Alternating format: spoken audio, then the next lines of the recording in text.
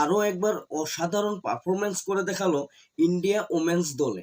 India women's বনাম Sri Lanka women's দলে 4th টি-20 ম্যাচটিতে দেখা গেল যে ইন্ডিয়া অসাধারণ পারফরমেন্স করেছে। 221 রান করেছে মাত্র 2 উইকেট হারিয়ে।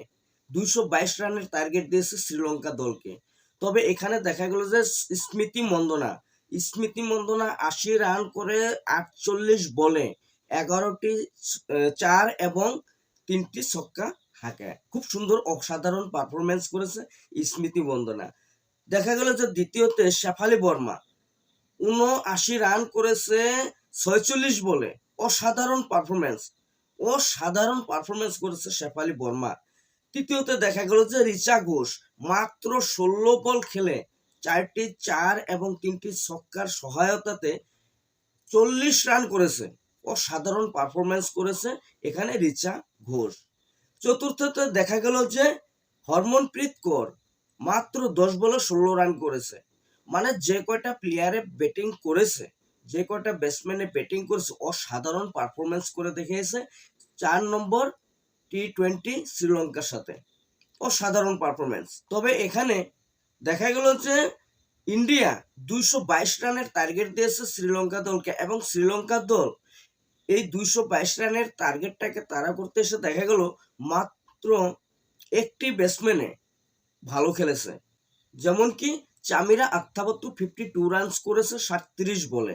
মানে এই প্লেয়ারটাই অল্প ভালো ব্যাটিং করেছে, বাকি প্লেয়ারগুলো কোনো ভালো ব্যাটিং করতে পারে না তেমন, যার জন্য এই ম্যাচটি শ্রীলঙ্কা দলে হারতে হয়েছে ইন্ডিয়া দলের সাথে 30 রানের জন্য। মাত্র 30 রানের জন্যই কিন্তু ম্যাচটি হেরেছে।